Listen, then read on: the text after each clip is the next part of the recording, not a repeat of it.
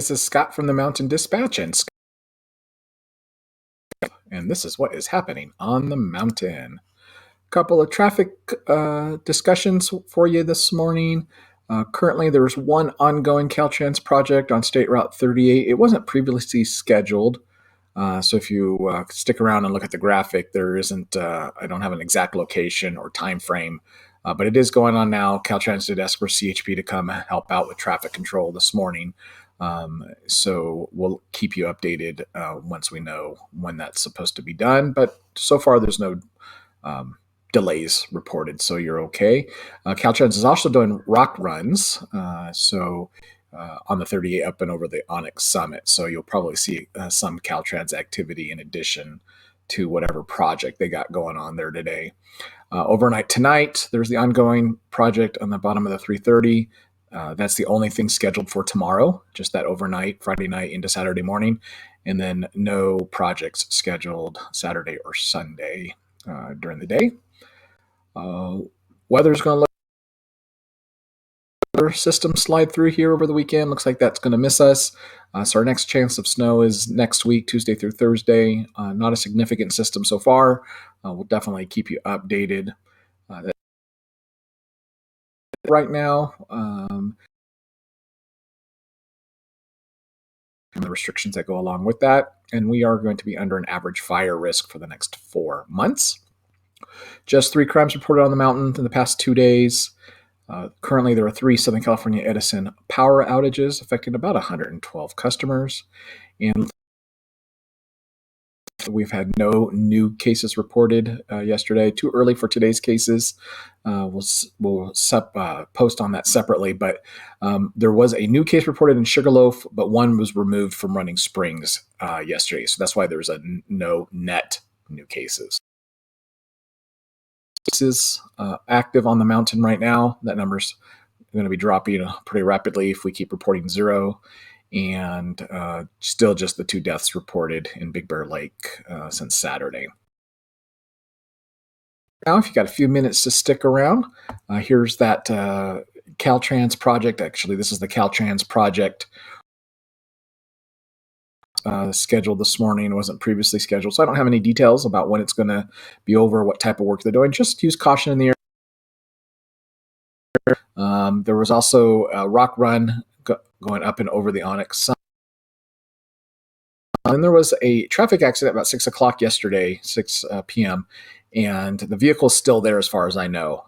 It's off the roadway. It's not visible. The CalTrans has cones where the accident's at, and I think at some point today they're going to try to pull that vehicle up back onto the roadway.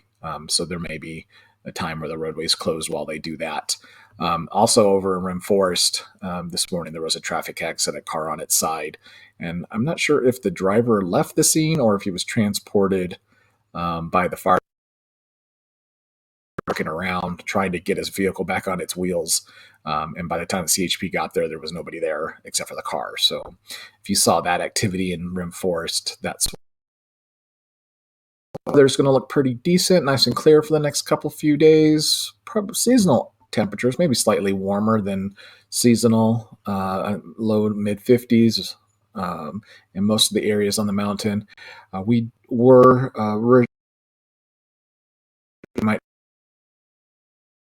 That looks like it's going to miss us, and so we are going to be nice and clear through the weekend. Pretty nice weekend out there, but next week, Tuesday, Wednesday, and Thursday, there system or series of systems moving into the area. So we'll keep an eye out on that. Casted for the next couple of days, and it's not until this Wednesday, when the strongest of the series of storms gets here, that we have a potential for some flooding down the hill and then snow up here on the mountain.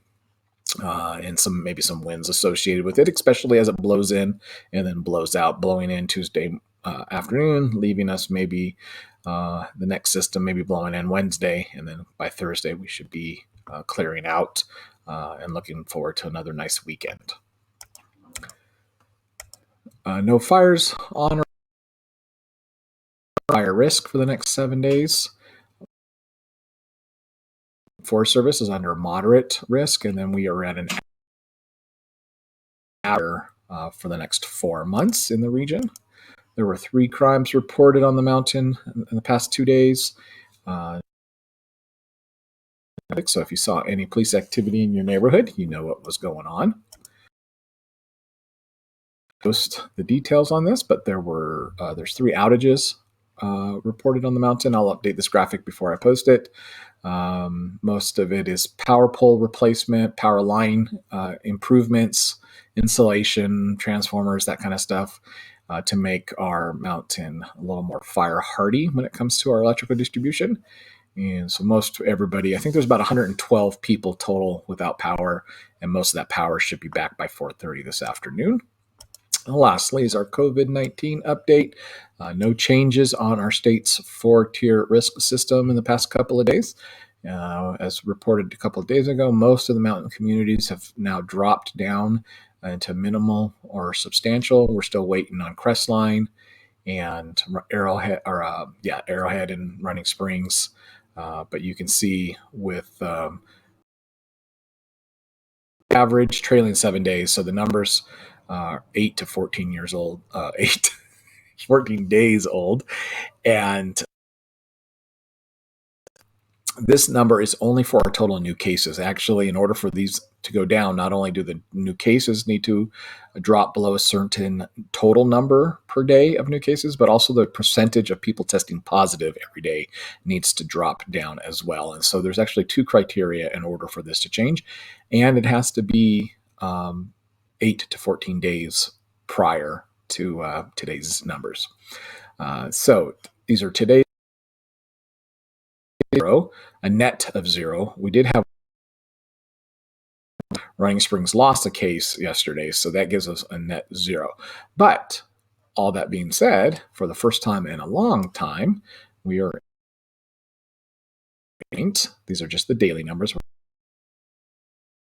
which is really, really good. This was down in the into the red or maybe even to the orange a couple days ago with new cases in the county.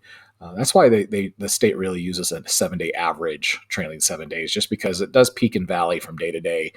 Sometimes there's a backlog at the labs getting things reported.